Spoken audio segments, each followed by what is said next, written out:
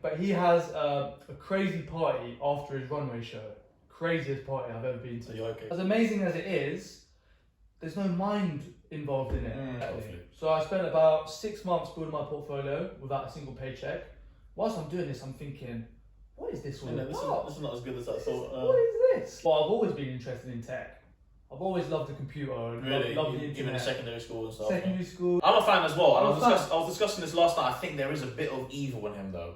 Yeah. My friend came on my lap, fell out the sky and just came to me. So I thought, why don't I do this? And, seek new clients and just do it in my spare time. And do you get free clothes all the time? Never. Really? Never get free clothes. Where are you originally from? So I'm half English, half Egyptian. So the Egyptian genes. You, Sharif, good-looking guys. So people out there that are planning on conceiving a child and want a model, marry someone Egyptian. Give me the Egyptian genes. What you got? I think it's mouthwash. Amazon's mad, isn't it, man? Yeah, it look cool, man. It's some biomed thing. It looks like, yeah. Let me just What try is it, this whitening thing? It says supervisor, gentle whitening and removing dental plaque. Very nice. Alright, hey guys, welcome to episode number 6 of W Talk. Today's guest, I'm sure if you can tell through the cheekbones, is a model, but someone I've known him because we went to the same school, a year below me, CCF, and we've kind of just kept in touch, let's say, through social media. But we haven't seen each other in years.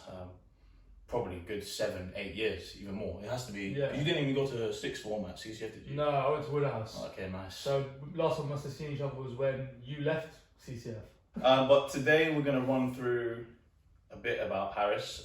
So we're going to run through how he got into modelling, his university degree in computer science, your web create company, which you're doing now, and a charity which you are setting up in October. Yeah.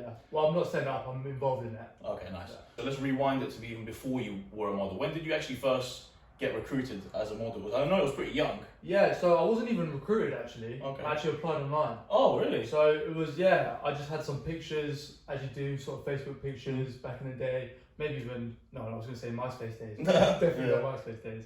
But just had some pictures. Year 12, Woodhouse, first year of Woodhouse. Oh, okay, so it's okay. I had a feeling it was a bit before that. Because I remember your cheekbones have been pretty prominent for a while. Yeah, did you know yourself that you had that kind of model look? Or no, people telling you? Yeah, people were telling me, which is why I applied online. People were telling me. It's not the sort of thing I ever really wanted to do. I didn't think, I really want to get into that, really want to do that. But as I was growing up and, CCF was all boys school, then went to Woodhouse, had some girls around. People were telling me, your cheekbones, all this kind of stuff. So I thought, you know what? Why not I just apply online? I had some pictures. Where did you apply? A few agencies. So Models One, who I'm with now, Select, Storm, just all the big agencies in London, but the legit ones. There are a few dodgy ones, which you don't want to get involved with. Okay, we'll get into that. I just applied online. I don't think I really had the confidence to walk in there, so I was like, you know what? Let me just sit behind my computer, submit a few pictures, see what happens. Nothing to lose, sort of thing. So I went with it, and Models One got back to me. They were the first one to get back to you, or I think Select rejected me based on the pictures before, and then Models One said, "Hey, we like the look of you. Come in to the agency." Oh, wow. So it all went from there.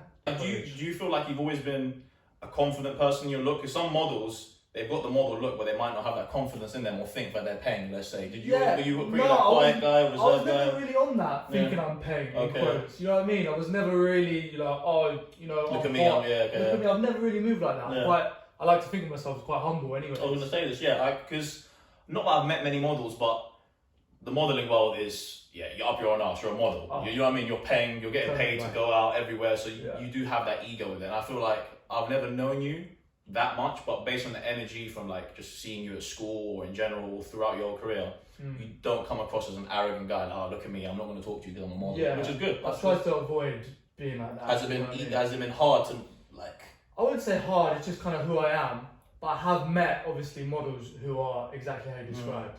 Look at me, big bollocks, all this kind of stuff, thinking they're it. You just remain the same person. Yeah, I've tried to, So you get recruited by, so they get in contact with you? So they reached out to me, reply back to the application form, so send me an email saying, we really like the pictures you submitted, come into the agency, we want to chat to you. So at the time I'm thinking, I didn't really know anything about modelling, I didn't know what to wear there, how to act, what they're going to ask me. Did you have any friends or family you asked, like, any heads up before? No, not really. I just done my own online research. There's a website called models.com and they have all the models on there, all the modelling agencies on there, but they verify them, so they're only like the legit proper ones. It's kind of like it's like a platform for the modelling world. It's called models.com. So I've done some research on there, found out Models 1 was legit, looked into Models 1 website, found out they had some, good models on there. I think they had Robert Patterson at the time. They had Twiggy, which is like old school, famous, which is quite old, sort of model. So I went in and they like look at me in person as well. My mum, I remember my mum dropped me off there, so I didn't get the train up there. My mum drove me down there. Where was the office? Covent Garden. Okay, yeah. So mum dropped me off there. I was like, Mum, I don't know how long this is going to be, I don't know if we're going to come up, whatever. But I go up, it's a room, you've got like reception, all the bookers on the phone, like chatting to the models, booking them jobs, chatting to the clients. You've got all their comp cards, what we call comp cards. So it's like, it's a card with your face on and you give it to the client, but they're like all around the walls as well. All the models. All the models. It's kind of like a portfolio on the wall of all the models they got on their books. So I'm looking, I'm taking this all in, trying to be, happy, smiling. Yeah. I didn't know what sort of vibe to give off. Environment. It's a very, not say scary, but like it's bothering. Everyone's looking at you. It's kind of like Devil Wears Prada kind of. I can imagine. That's true. They like to look at me in person, and they said, before we, sign you up, we want to see how you look on camera in photographs. So we want to arrange a test shoot, what they call a test shoot. So they arranged a test shoot. It was for maybe like in a week's time, maybe a week or 2 weeks time. So I did the test shoot. So this is my first ever shoot. Never been in front of camera before. I had to bring my own clothes. So I remember like the night before, I was like, being a bit of a stylist. Like, what goes well? What goes together? Like, what's going to look cool? What's fashiony? Because, you wanted to make a good impression at the same time. I wanted to make people look good. So I did the test shoot. Weird experience with that as well. The guy, the photographer who I was doing it with, he was really cool actually. He was giving me some few tips because obviously he knew I'd never done it before. He was giving me some few tips, made me feel at ease. That was quite nice. Then he submitted the pictures to the Models 1 agency, and they loved the pictures. And they wanted so is it not entirely just about how you look? So it's even about how you are behind the camera as well? So like, would they recruit someone, because obviously you had the looks, I'm sure when they looked at you, you had the looks, but the fact that they wanted to test it through a photo shoot, is that not something they would work on? Or? I think it was more testing to see how I looked in front of camera. Okay. So testing the pictures that came out of that photo shoot. Okay. But obviously there is a bit of behind the camera as well, you can't be, late to shoots, you got to be on point, smiley, friendly. So I think the photographer was also feeding that information back, how I was off camera, to the agency too. But if I'm being honest with you, I think it's mainly all about in front of camera. Probably 90%. 90%, yeah. Which makes sense. Yeah. So that's been submitted, and then how long till after they told you, look, we want you to be or what processes came into it? So it was just, the photographer submitted pictures to Models 1. I think I must have waited about, 2 weeks, and they got back to me. They said, we want you to come back to the agency, we want to sign you up. Oh, nice. Yeah, and this is going back 8 years now. So I've been doing this for And you've always just been with Models 1? Always been with Models 1, yeah. A lot of people do move around, but Models 1 were good to me, and they looked after me. So they told you, look, we want to sign you up, and like, how does... modelling is essentially a career, isn't it? So you can just do that as a full-time job, or is it? You can, yeah. I don't know. You mentioned now you're just a part-time. Yeah. Is it just literally you sign up to them? I'm sure there's loads of like contracts in place where you can't promote other brands. Yeah. So what was it like when you started 18? 17? So they give you the contract. You go to the agency, you sign it, have a read through. They give you like a little booklet as well, kind of how to keep fresh. Essentially, top tips. Going to the gym. They also say don't get too broad in your shoulders so you don't fit the sample sizes. Because Models 1's quite like a high fashion agency. It's not too commercial. They do like, runway stuff. Which you've done as well. Which I've done, yeah. Editorials, campaigns, all that kind of stuff. It's not your typical like, you wouldn't find a model from say Models 1 to do an advert on the TV for an ice cream. It's like proper commercial. It's more like high fashion type agency. So they give you some tips on that, how to keep your nails fresh, all this kind of stuff, yeah. How to walk as well for runways. So has your walk changed a lot since you In terms not my everyday walk. But when you're on the runway. Yeah, when I'm on the runway, yeah. Because like I said, I didn't have a clue. didn't have a clue. I didn't know what to do. Obviously, you know, you want to keep tall, straight, strong, shoulders, back, all that kind of stuff. And from there, they start sending you castings. Okay. So, which is basically like an audition for a model. So you go there. Do you get to choose, or they just send you stuff you have to go to? Stuff, okay. yeah. Because when you're first starting out, well, actually, yeah, they send you to castings, but the only pictures I had in my portfolio was from that first test shoot that I did. So it's good to get different, you know, array of shots in your portfolio from different, you know, wearing different outfits, different angles, different lighting, different backdrops, just to show, like, you know, that you're quite versatile and you can do, you know, high fashion stuff or sports stuff or whatever it may be. So I was going out on castings with just the first set of pictures in my portfolio. But then in the meantime as well, they tried to get you to do other test shoots and editorials, which is like magazines, which you don't get paid for actually, magazine work. I mean, from the outside looking in, once again, I don't know anything about the modelling industry. It just looks like, this is quite embarrassing, funny enough, I actually tried to apply once as well. Yeah. I felt like it was more through confidence in my looks rather than like, I know I didn't have the model look, because model looks, some of them, not being harsh to them, some of them are not maybe the most good looking person, they just got that look of being a model. So I think I got gassed and I actually went, where did I go? I went somewhere for like an interview or like a casting kind of, let's say, it was like in Central London, Regent Street. I was just like, it was weird, man. Looking back on it, I must have been ugly. Experience. Like I know, like looking back on it, I probably wasn't that good looking. I'm confident in myself, but like, oh yeah, it was weird. And I was just like, bro, nothing lost, nothing gained. Exactly, yeah. So it was just a new experience. New experience. Yeah. So like looking from the outside looking in, is the modelling life what people think of? I'm sure it has got limitations, but in general, is it a fun life? Are you learning a lot? Has it changed you a lot? Like, have you learned a lot of experiences? Yeah, in general, I can't knock it. It's been amazing. Working with some really cool clients like Topman, JD Sports, Primark, Stone Island, G-Star, that was out in Amsterdam. Travelling, you know, Amsterdam, Copenhagen, Paris, Milan. What's the craziest story you have? Craziest travelling story, like they put you in a wavy hotel or you went somewhere cool? Craziest travelling story? Well, there's top two for me. There's top two. The first one was I went to Milan for Fashion Week. I didn't do too well out there. I only done one runway show, but it was more of an experience. I was living in like a model apartment, they call it, with other models that get flown in from all over the world. Nothing glamorous, by the way. Like dirty apartment. Really? I'm talking dirty apartment. And how many years into your career was this? This is maybe like 3-4 years into my career, yeah. So it's a dirty, okay, cool. Dirty apartment, not glamorous, not, you know, not what people think, not what you're thinking. And you're spending the days, because it's Fashion Week, there's maybe like 10 castings a day, all dotted around the city, and you get there, there's literally like 100 boys queuing up, and you've got to go to the back of the line. You meet some good friends doing that, but that's harsh. In the boiling sun as well, in Italy. By the time you get to these castings, I felt like shit, and I'm sweating out. Oh, wow. But you know a designer called Philipp Plein? Yes, I do, yeah. Philipp Plein, so he does his shows out in Milan as well. Oh, nice. I think he's Italian.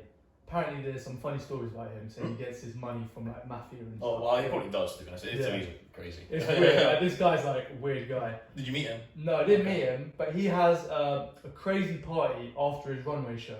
Craziest party I've ever been to. So you're okay, cool. And I wasn't invited, but I managed to get in because one of my friends, a model friend, was walking the show. So I went with him after he'd done the show. So I was straight in there. But you turn up to this, imagine like this big car park, yeah? And you know when you go to a festival, they got the tents. It's almost like an airplane hangar type tent. And outside that, they've got like a dirt track of cars doing like donuts around. And this is the party? This is the party. And it's dark, yeah? And it was just, imagine walking in and there's all these race cars. Just skirting around. It was crazy. All these cars just skirting around. There's maybe like 5 of them in this small donut thing. They're all crashing into each other on purpose. It's like a thing. Yeah. And also outside they had, you know those, I think they call them the Wheel of Deaths, where it's like a big circle and there's like maybe 5 motorcycles. Oh yeah, okay, yeah. Oh yeah, mad. So that's outside the party. And you're walking past all this and you're going to this big tent. It's like Burning Man, not even Burning Man, yeah, but something crazy. That style. So all this is going on, you know, there's people, girls, models, all people from the fashion world. And then you get into the big tent, it's all free drinks, all like Belvedere and that. And Tiger was performing that night. Nice. And it had all the cars, because I think his show from that theme was like cars and motorbikes. So they had all the, you know, cars and stuff all out on there, like near the dance floor and that. That was just a mad party. But that was just like, that was like, whoa. Cars going around, yeah, like, that's crazy. You can imagine like the amount of money you must have spent on that party. Oh yeah, 100%. Yeah, so that's one. That's one. The second. And then most recently last year, do you know Jim King, brand called Jim King?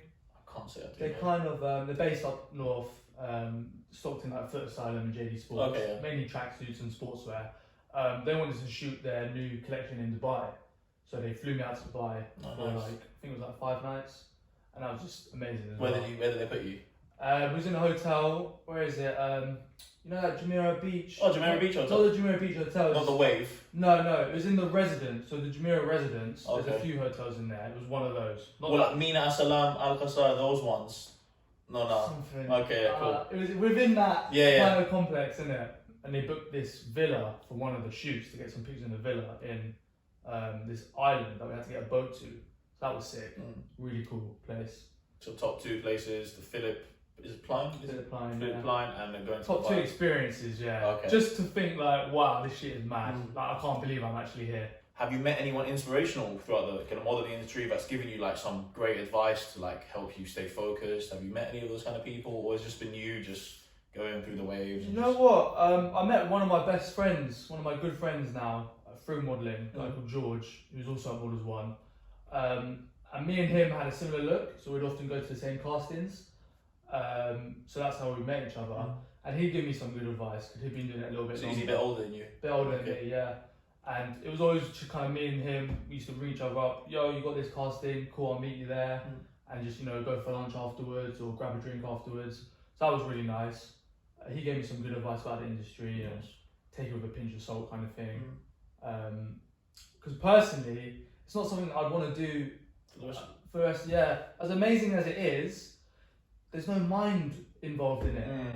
You just show up, look pretty. That's it. You're not really using your brain. Whereas you're doing the complete the opposite. Like computer coding, there's a lot of your brain. Exactly. So that is interesting that you've decided to go to that. But like, I mean, you don't have to go into too much detail. But like financially, is it as good as what people expect, or are you going through a lot of times where you're just not getting paid much, or you're doing a lot of free work, or it generally does pay well? It does pay well, but it's ups and downs. So you can't rely on it, let's say. It's unreliable. Unless you've got loads of followers on Instagram, you're all about that. Because it's changed a lot. 8 years ago, there was no Instagram in the modelling world. But now, you've got all these followers on Instagram, then you can make some good money. Clients see you through that. Or if you're like a supermodel and you're almost semi-famous, then it's really good money. Doing it for me as well is still good money, but like I said, it's real ups and downs, a bit of a roller coaster. I think it took me, from when I got signed, it took me about 6 months to make something. That's because my portfolio was empty. So I'd be going to castings, they look through and there's like 5 pictures in there. They think, why am I going to choose this guy? Why am I going to pay you? Why am I going to pay you? Why am I going to choose you? When there's a line of 25 other guys who've got more experience. So you've got to do a lot of free stuff to get the ball rolling.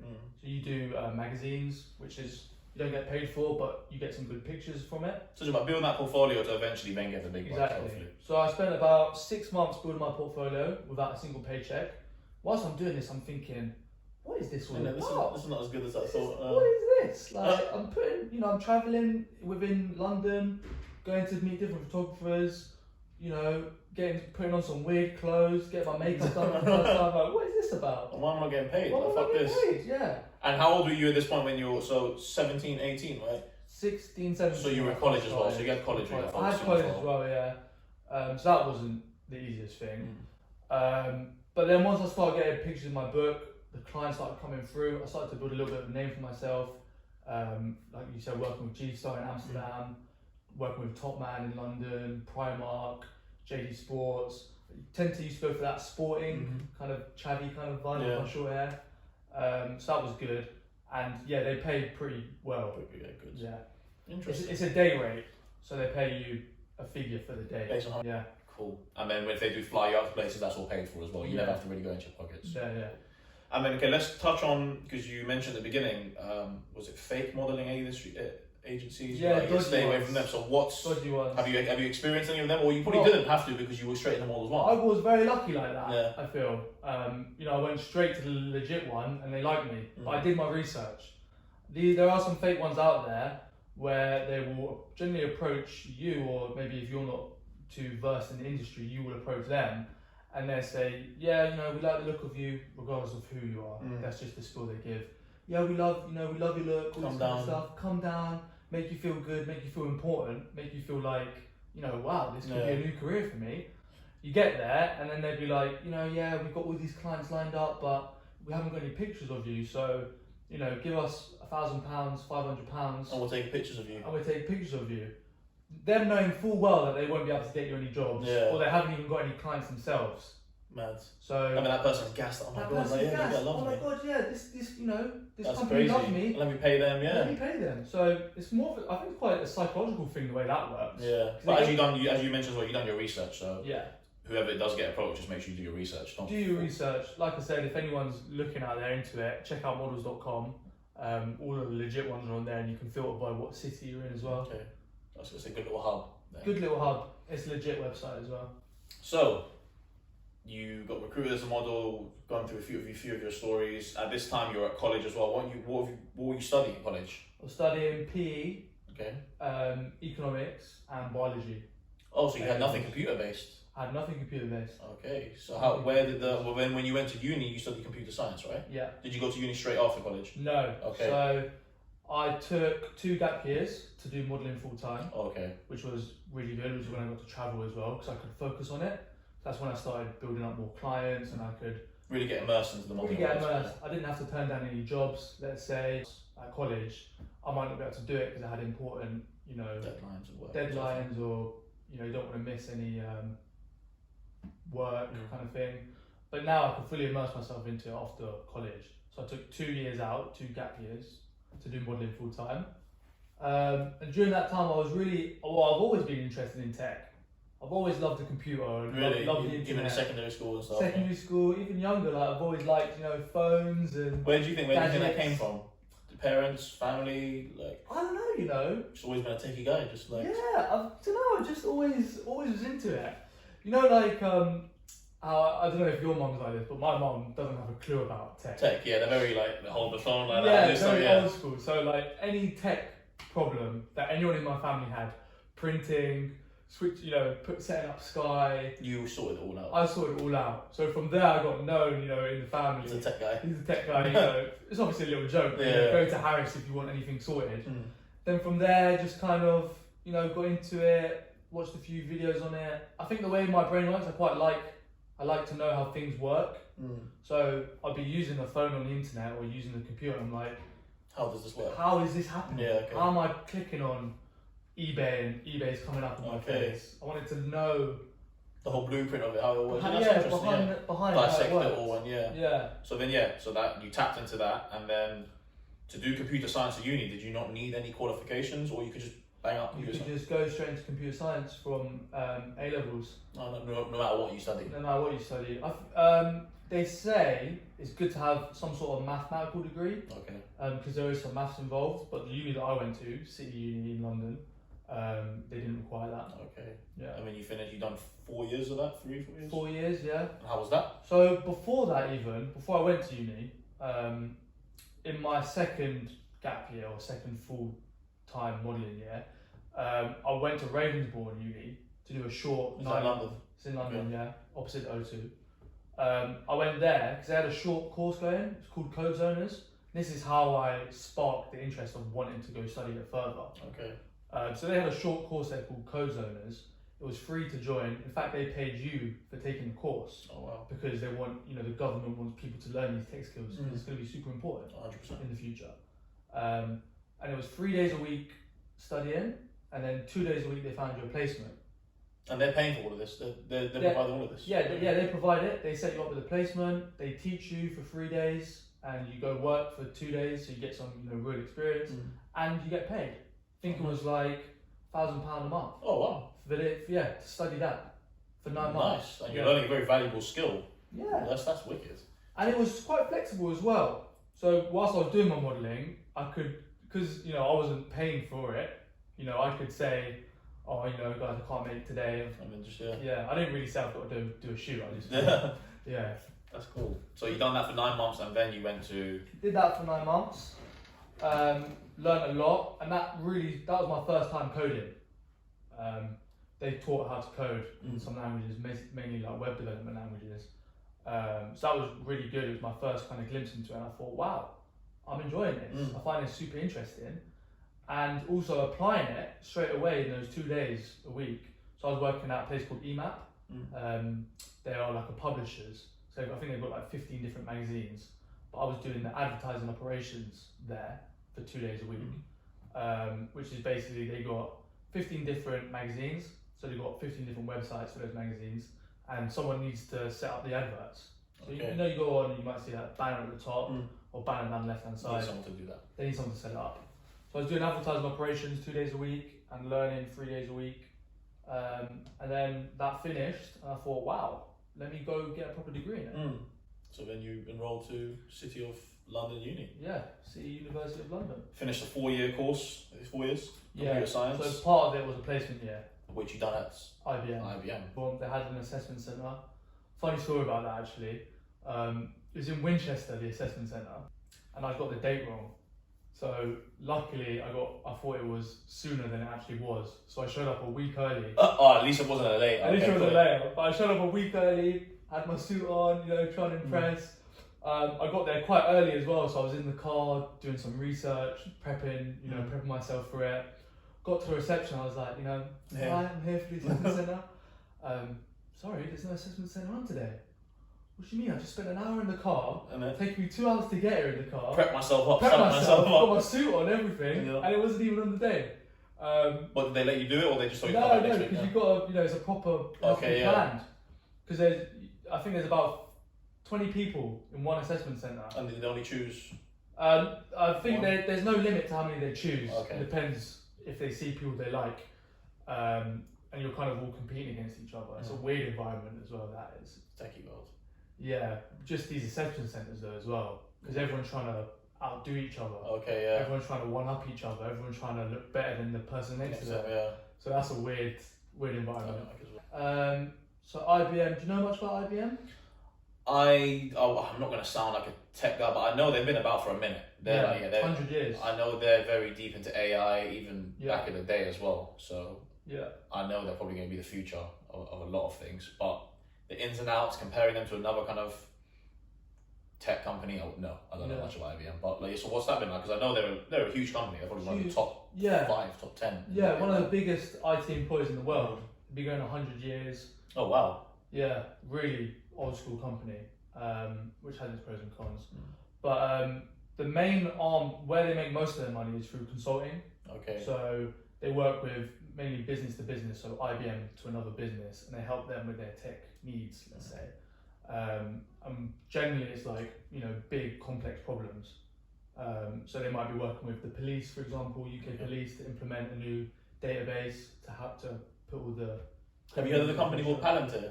Yeah, so I worked on Palantir actually. Oh, nice. I used Palantir software. Oh, sick. You know about Palantir? Yeah. You know, you told me about the Rain. Right? Yeah, he's like, oh look, I've seen these guys because they're gonna go public soon. They've gone public. So I've been trying to, because I'm a bit into the stocks and shares world as well. I've been trying to find out how I can get on board into them before they become public. But it's very hard to get into a company and invest in them before the IPO. You would have to either know the company or know like a private equity firm, and it's all techie. But so I got introduced through Palantir through working at IBM. Oh wow! So my first project, because it's all project based at IBM, my first project was with BP, the oil and gas company, and they wanted to move all their data onto Palantir. So Palantir have let's call it a data platform where you can put all your data on, and obviously you can imagine how big BP is, right? They got finance, they're digging out the oil in, all these everywhere. They got retail outlets all over the world, all these different customers. Renewable energies, imagine all that data, putting it all onto one platform.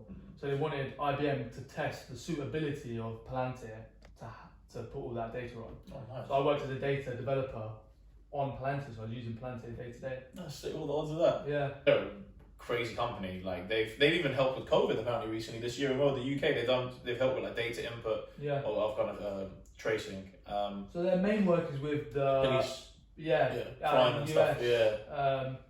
And they're trying to track terrorists using data and stuff. So they can predict the crime before it happens. Super interesting stuff, isn't it? No, it is. Yeah, no, 100%, man. Because when Rainy told me about it, because have you heard of them? I was like, no.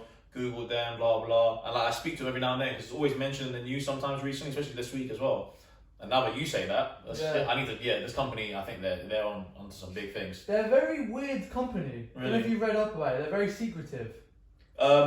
What's his that? Yeah, the PayPal guy. Yeah, he's on board, but he's very like he's got 30% of. I think he has shares of 30% of the company, but he stays away from it apparently as well. Yeah, which is interesting. It's a weird secretive company, man. It's a weird I've read up about it. Even this deal that they had with BP was apparently it just went from top level and they had a secret contract. Mad. And that was just, and obviously that contract is worth millions. And what are your thoughts about Elon Musk? Do you like Elon Musk? Are you a fan? Yeah, I'm a fan. Yeah. I'm a fan as well. I was discussing this last night. I think there is a bit of evil in him though. Yeah. Where the direction of the world he's going in, it is a very techie one. It is the whole AI stuff, eventually replace humans, have robots do everything. He can be seen as a superhero right now, but I think the direction we're going to, it can get a bit dangerous. Yeah. I'm a massive fan of AI. I love all of it. I even applied to go on the Mars mission. When at uni, when they done it, I literally fuck it, I'm gonna go Mars. I don't mind. So you're into it as well, then? Yeah, I love my AI. I read into a lot of uni. I really immersed myself into it. I'm not the most techiest guy on computer and coding, but I was interested in the topic of AI. At my current company, we've done an AI Congress event, which I'm sure I think we discussed it before. Anyway, oh yeah, I do remember. You probably saw AI Congress. We've done that in the O2. We've done one in Vegas. Done one in London. That was wicked, man. We had NASA speak at the event. Google, That's IBM. amazing. I think IBM even sponsored it. So the AI is a wavy one, but Elon Musk, there is a bit of a You know what? I think he's so deep in the tech. I don't even think he thinks about anything else. The human consequences that it can have on us. I think he's just so interested in advancing us. He's not really too focused on the other side of it. On the other side of it, which is that evil kind of danger side. Yeah, I love him. He's a wavy guy. Yeah. He's done PayPal. Let's not even forget that. I was talking about this last night. If he just done PayPal, he'll be sick enough. He left PayPal on the side, and he's gone and done Tesla, Solar City, SpaceX, Neuralink, the Boring Company. You know what I mean? This is all a lot of he's literally the future, I think, because everything he's doing is what the future's going to be like, and he's behind all of it. That's the craziest thing. That is the craziest thing. I think one man having all that control and power can be a bit wild. I don't know how he finds the time. I honestly don't know how he finds the time. Yeah, he must be. Yeah, I can imagine him being hard living with him, his wife or his ex-wives or whoever. He's had even his new son that he called Xavier or XA12. XA12 after an aeroplane. My mate was saying last night, imagine his kid's half robot. I wouldn't put it past him. You know what I mean? He can imagine doing an experiment on his kid. Apparently, Elon Musk is all for microchipping and stuff. Yeah, did you watch the Neuralink presentation? No. Yeah, so it was Neuralink. Right? Yeah, Neuralink. He's trying to put the chips in the head. I did watch the Neuralink. So 2 weeks ago, I was talking about it, but they put chips in a pig's head, and I was like, pigs and humans are different. And then they're you can do it with a pig, but we're not pigs. Yeah, they've got a brain and they probably operate and eat, sleep, shit, all that stuff. But a human and a pig are very different. So we can't use the example of a pig, Elon. But he's getting a lot of backing, and I think he is gonna push the limits, and he will get what he wants, which is the scary thing. But scary, man. Yeah, so it's a lot of control and power, tapping into the human brain. I was watching Matrix recently. I love Matrix. Matrix is a sick film, but virtual reality, people are going to be so immersed into the digital world, we're not going to probably distinguish the two between what's reality and what's... Think about, have you ever done virtual reality before? Yeah. Some of them are so cool, and I can imagine it getting so more intense. You've seen episodes of Black Mirror, I'm sure, it can go west, let's say. There's a guy, I think, Vice, they do these kind of documentaries, I think it was Vice, well, I'm not sure, but he did a TED talk, and it was this guy. And he lived in virtual reality for a week or more, can't remember the exact amount. Oh, wow. But he lived in it in his studio, so he'd wake up and he'd put it on, go to the mountains in the headset, meditate in front of the mountains, come back, he lived a full week. And what was his thoughts on it? What did he say? He said it was, a bit much. Yeah. A bit much. It can be scary, man. But I love it all. I love the whole tech stuff. I think maybe this COVID might accelerate all that.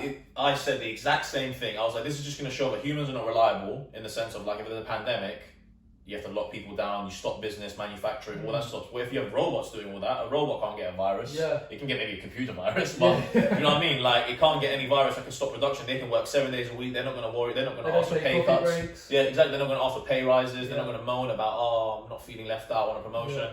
So humans are going to get replaced, and that's the worrying thing. But like, you're in a good career, you're coding, and you can create any idea essentially with a code. You can make your own app, make your own website. I know will.i.am said that they should start teaching coding in all schools from young. I think it's a very will.i.am's actually one of the IBM advocates. Oh, so nice. he speaks at all our conferences and stuff. Have you seen him before? Not in person, Okay.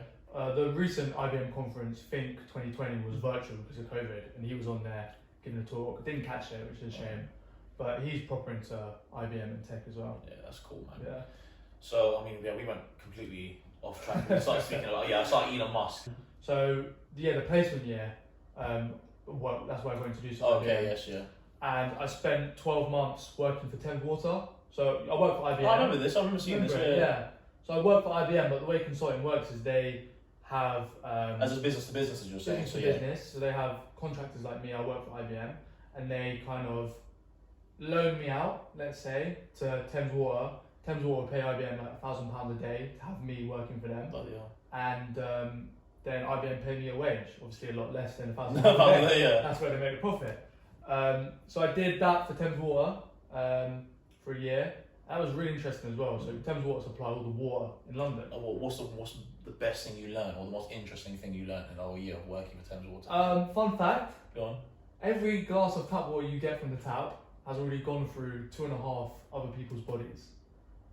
Mad. Because it's a water cycle, right? That's why I don't drink tap water. Yeah. I've never touched tap water. I'd rather, I don't drink tap water, especially in a building block like this. Fuck that. And if you dug up all of Thames Water's infrastructure, so all the pipes that connect all, the houses and flats in London to the reservoirs, all their infrastructure underground, it would go around the world two times. 2 times.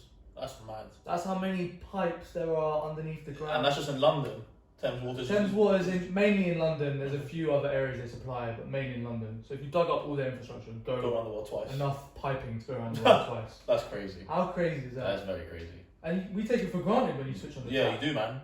But going back to Thames Water, so you've done that for 9 months, a year? Yeah, 12 months. And one of the main projects I was working on there was using AI to predict when the pipes were going to burst. Oh, nice. So if they could predict when the pipes were going to burst before it actually happens. Prevention better than cure. Prevention better than cure, spot on. And they paid IBM massive amount of money to use our technology to do that data science and analysis on their pipes.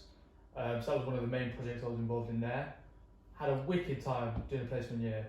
Thoroughly recommend a placement year if anyone's at uni or thinking about doing it. So got experience, getting paid, and then it was fun.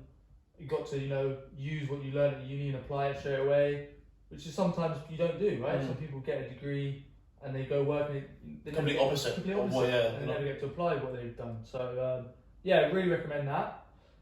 And then obviously it's helped me get the graduate job that I'm in now, which is IBM. And so what's working full time for IBM been like now? Has it been similar to the placement? Have you learned? Yeah, similar to the placement. And doing the placement was good because it gave me insight, gave me a taste exactly of what the work was going to be like. Allowed me to think: do I enjoy consulting? Is that what I want to do? Been there over a year now, literally just over a year. Got promoted last month as well. Oh, nice. So what's your job title now? Still technology consultant, but it works in bands. So I've gone up from band 5 to band 6. I work for BP, like I said, on Palantir. I've worked for DWP, which is Department for Workplace Pensions. They're the UK government office that do the pensions. And now I'm doing a project for HMRC, Her Majesty's Revenue and Customs. Oh, nice. So it's all been project based, which is the way it works. Which is exciting as well. Exciting. You're just sitting at your desk, just working on one thing and working on it. That's cool. That sounds. And you get to learn different industries. Yeah. So like I said, I learned a lot about the water industry from Thames Water. I've learned a lot about oil and gas from BP, and I'm learning a lot about public sector working for the government. That's weird. And it keeps it fresh. While doing something you enjoy. So the project I'm doing now for HMRC, HMRC are in charge of the UK system for imports and exports. So every single import or export that Has to go through them. through this country has to go through that system. And currently it's doing something like 24 declarations a second, which is, let's just call it 24 imports or exports a second for simplicity, which is a decent amount. And I think that the system makes £34 billion worth of tax revenue for the UK government. Bloody hell. So it's exciting stuff, you know. But then post-Brexit, when we officially leave the EU, all the EU countries who've never had to go through this system now have to.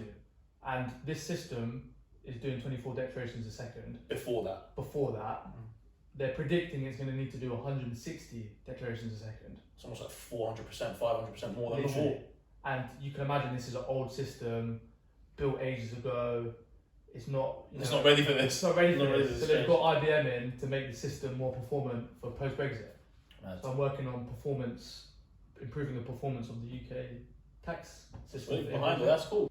So you're working at IBM now. Yeah. I mean, okay, let's discuss your web crates. Web Crate is the name of the company. Okay. So similar like you were saying, COVID kicked in, lockdown kicked in. We had a lot more time on our hands, didn't we? Not commuting. Were you still working? Yeah, still working. Yeah. But you're working from home. Working from home, so I didn't have to commute or anything like that. So I was actually quite lucky. My job was safe, relatively safe. So count my blessings for that. Yeah. Because it's a struggle out there. Yeah, man. exactly. Yeah, so it's crazy right now. It's very crazy because I don't even think we've seen the peak of it yet. No, it's not set in yet. No. Let furlough end in October. Yeah, in terms of the economic. The housing market, mortgages. I think the pension market's going to go through a crash next year or soon. Like a lot of companies, they have to submit the pensions. I'm not sure if you know how it works, but like a lot of companies have been avoiding it. Apparently 75% of companies haven't filed their pensions. Really? So there probably will be a pension crash, man. I don't think people are going to get access to their pensions or this whole dream of like when I'm older. Yeah. Yeah, that's my views on it. No. So there's that, and there's the housing market. People miss their mortgages, their jobs, that can all crash. So it is. And they're not. I've heard yesterday on the LBC, they're not lending people. Oh they're yes. being way more strict with 100%. their lending. Even like buy to let, probably if you want to help to buy, you have to put 75% of it before. You can just like get your parents to help put money, but they need to see that 75% of what you're putting up has come from you, and it's been in your account. Right. Yeah. So it's making things way harder. So I think it's just another little reminder: the rich are getting richer. And the poor are getting poorer, unfortunately. True. The tech giants, they're going to get even stronger. They're getting even stronger in lockdown. Like a company like IBM. But the ones that can survive through a pandemic means they can survive through anything now. Yeah. That means they're literally bulletproof. True. All these small companies. I was thinking, like, imagine you've opened the restaurant in March. It happened. Imagine you've saved 20, 30 grand, you've opened the restaurant. Heart-wrenching stuff. Yeah, it's very unfortunate. But, I mean, the only thing you can do is just stay resilient, man. That's all. Yeah, exactly. So, yeah. Go into Web3. Yeah, I had more time on my hands in the evenings. Obviously, I'd learned this web development skills through uni and through doing my own online tutorials and online learning. So I thought, why don't I open a business? I know friends that need websites. It's like W Talk. Have you got a site? I don't know. See, we'll have a chat after. I actually need to make a website. Yeah. So there's all people need websites. People need websites, and not many people know how to make them. There are things like Squarespace, Wix, all that kind of stuff, which is okay if you want something basic. But in my opinion, they don't look that good. They don't look that professional. They're kind of just basic templates. So I had the skills to make something look more professional. I'm also quite into design as well, so like something to look cool. I like something to look cool, interactive, clean designs, minimalist, pixel perfect on same width each side. So I thought, let me do this, and then so whilst I was thinking it, a friend of mine is starting up his own online fitness company. So he's recording videos, and you pay a subscription to sign up to get members of the website, and then you log in and you get access to all the different videos, and you can train from home. Because he had to adapt as well. He's a personal trainer, and during lockdown, everyone was doing online workouts. So he needed that website, and he came to me because he knows I work at IBM and I've always been in tech. So I said, yeah, I'll do it for you. And it was like, we got chatting prices because I didn't know what to charge. Obviously, he's my friend. It's kind of the first time I'm doing this. So we agreed on a price, fairly good price, because it's quite a complicated website. It's not just a standard marketing page. It's got a login feature, you've got to play the video, subscription, all that stuff, payments, exactly. And it kind of went from there. The client, my friend, came on my lap, fell out the sky and just came to me. So I thought, why don't I do this? And seek new clients and just do it in my spare time. So that was your first client. How many clients do you have now? So I'm only done it about a month ago. Okay, not very recent. Super fresh, yeah. Okay. So his website is ongoing. Haven't quite finished it yet. I showed him the first draft maybe about 2 weeks ago, but he hadn't done the branding yet for his brand. Okay. So he just sent me that last week, so I need to put all the branding in. I've just done a website for someone who's selling fake lashes. Okay. So that went live last week. Nice. And I've got another one. And have you been reaching out to these people? No, they've all come to me, which is the crazy thing. That's cool. They've literally all come to me. Which is why I thought, why don't I start up this? I'm not wasting. You've got all this skills and talent. Why not? And people coming straight to me, asking, "Yo, I know you're a techno boy. Can you sort help out? Yeah, can you sort out?" So that's how it all started up. So you essentially, for the people out there, any small businesses or anyone, if you need a website, if you need a website, come to you. Come to webcreate.co or reach out to me. Give you a good deal. And sort of marketing pages, restaurants, local businesses, apps. I need to improve on it a little bit before I start offering apps. But your main kind of bread and butter is websites at the moment. Main thing is web development. Still working at IBM. Still working at Models 1. Still working on Models 1, which is definitely not my main focus anymore. Do you think eventually you are going to slowly sack it off? Or Well, the thing is, there's no harm in being in the books like I am now. Because you can always say no to stuff. Yeah, I can say no to stuff. It's super flexible. Okay. I can say no to stuff, and so I guess it's just good something to just have it on the side there. You might have a time where you know what, let me just go do this one, get a bit extra cash or something. So it's good to have options. So I was doing whilst I was at IBM, they reached out and said, "Lyle and Scott want to shoot you." Oh, nice. So that was last month. So I was like, okay, why not? Why not? And do you get free clothes all the time? Never. Really? Never get free clothes. From the shoot themselves, never. Everyone, that's one misconception about. Oh yeah, good. Oh wow. So you don't? Oh man. No. Because a lot of the stuff you're shooting isn't even out yet. Okay. And they don't want people wearing it before it's out. So, you're shooting a couple of seasons in advance. Let's say for Stone Island, I'm wearing all their brand new jackets that they haven't even advertised yet. True. Okay. So they don't want to ruin the reveals. So what? Do you get any free stuff at all? Mainly through brands on Instagram. Oh. But if I'm being honest, the stuff is not the greatest stuff. Stuff I wouldn't really wear. Yeah. But I'll chuck it on my Instagram story if someone help me. Okay, cool. If they want a bit of help. Oh, mad. So you don't get nothing free from these designers? Nothing free from these designers. Mad. You can try it, and then, if you're a bit cheeky and you ask, you might be a bit lucky.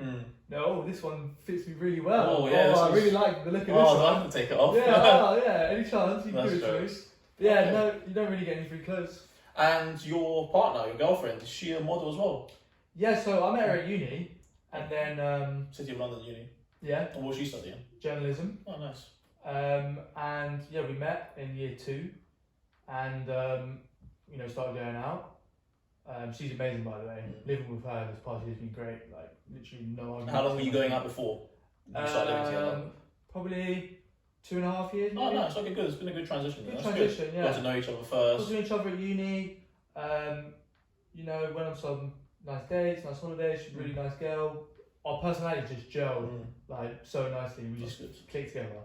We started going out, and then I said, "Babe, why don't I introduce you to Models 1?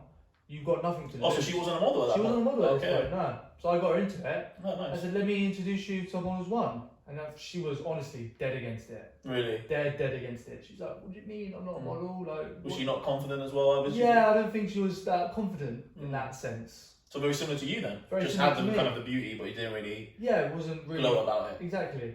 So I got her into it, and then so she's had a good experience doing that. She flew out to Australia. Nice. I got to travel, work with Harvey Nichols. Oh, nice. That's cool. But now she's working in social media. Okay. For like a proper company or what? Yeah, for an agency. What's the agency? It's called Be Hooked. Okay, 'cause my girlfriend works for the Wilderness Agency. Okay. It's marketing. I think it's marketing. Yeah, social media as well. So she's a strategist. So she Okay. does help with the social media for HBO, Oh, Peppa sick. Pig.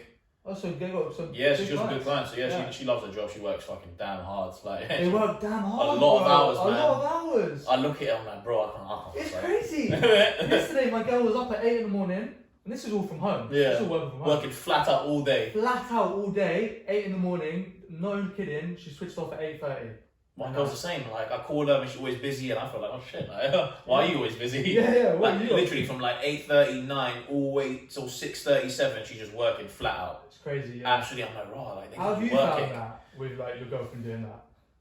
I think, especially the kind of like not a challenge as a man, I would say I had during furlough. As men, even prehistoric times, or like people think times are different. Like, as a man, you want to be the earner, let's say. Yeah, the alpha, exactly. And like, so the little dynamic or little conflict I had with myself was like, because I wasn't working, I was like, shit, does she think like I'm a dickhead? Or like, does she think, because she's working flat out and I'm not working? And but the thing is, she's an amazing girl. She's not one of those ones very judgmental. She goes, look, you're not working because you don't want to, you're just on furlough. So I don't see anything type of way. So that's been fun. But she's a hard worker. She works very hard, man. She went freelance, she worked for ITV, she was actually on Channel 4 one time on TV. How did she get into that? So we met at uni, but same as me. Third year of uni. So like, and she's a beautiful girl, and I'm not saying because she's my girlfriend, but like, I'm surprised I never ever saw her before. Like, I was at uni for 3 years and I never ever saw her until my part-time job at Foot Asylum, and the rest is history. And she eventually found this job like a year and a half ago, and like, she's enjoying it. She's loving it a lot. I always tell her, look, like, you should start your own social media company, because like she said this a few days ago. But I think, not being sexist, I think men and women on average sometimes are different. Women don't maybe like to take as much risk or push for business ideas. Not saying some women do. Some women want to do that, and I even like prodded at it to see like I can do it all myself and charge a sixth of the price. I was like, why don't you? I literally said the thing, why don't you? You need something on the side, like you just market yourself, brand yourself, have your own clients, market them. You know what the company's doing. You're doing it all now. It's like me for IBM. I'm doing it now for IBM. So in the future, my long-term goal is to go freelance and just work as a contractor. Exactly. And you know that grand I was saying that goes straight to IBM for a day, straight to me. Exactly. But I think it's all timing. You got to learn, take your time. That's it. I'm trying to get specialised. Exactly. Not rush into anything. I know it all already. Exactly. Yeah. You've only been working there for a year. Exactly. So yeah, that's my long-term goal. But patience. Now the final thing. Let's go to your charity in October. Yeah. So tell me a bit more about that. So the charity is called 48 in 48. The website's 48in48.org. And it is a charity that's building 48 websites, 48 different charities, so non-profit organisations, in 48 hours. Oh, nice. It's going to be a massive hackathon, they call it. I think there's maybe like 50 website builders all split out into teams, and they've already got the 48 charities who put themselves forward who need a free website. And so we're just going to spend the whole 48 hours. And are you participating? Yeah, I'm participating. Okay, so cool. I'm doing the web development as well. Exciting. Yeah. So it's not, they don't just need web developers. I think there's a whole range of skills they're looking for people to get involved.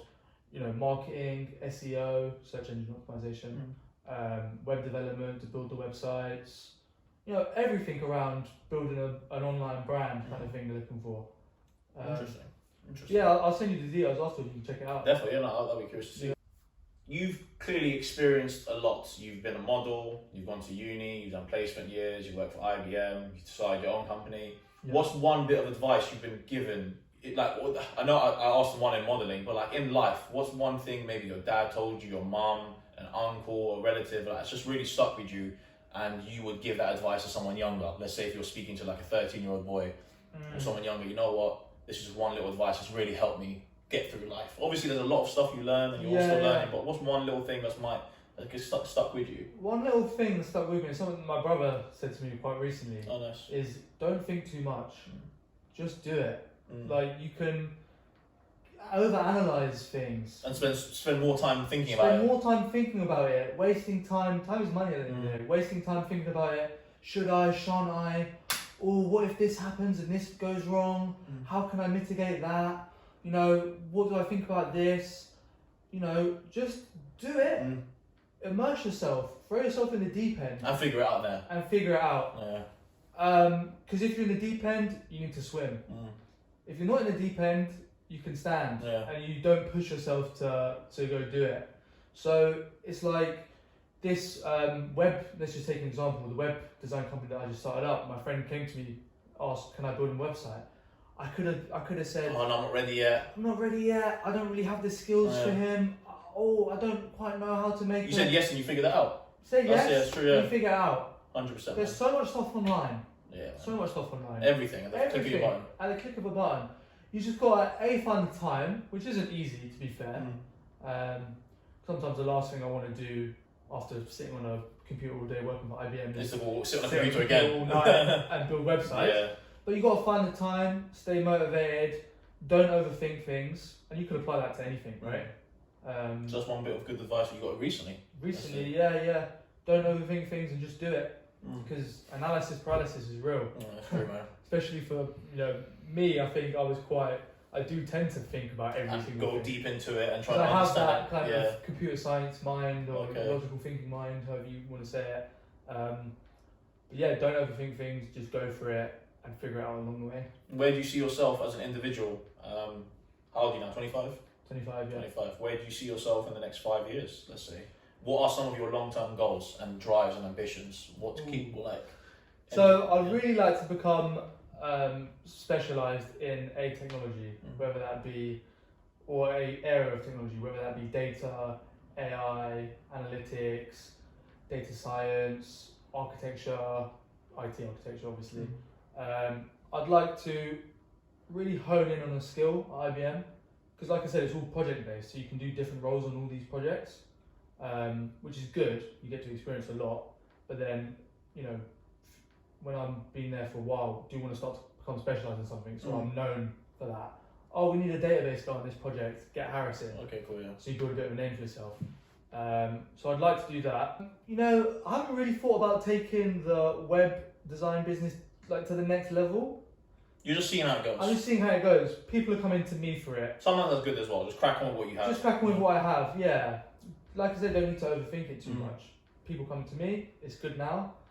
In the future, it would be amazing to start my own, I have started it, but in the future it would be amazing to do that full time for my own company. And maybe even teach the younger generation about coding and stuff and teach them everything you do, and then because that is genuinely the future, I think. Yeah. I think a lot of kids need to know how to code. Why not? Yeah, they can just do everything themselves. They're putting it in the syllabus. Exactly. My mum works in a school and nice. there's a heavy push on tech in the syllabus. It's a little angle for you to even get in there. Like you can speak to kids, look Set guys, workshops.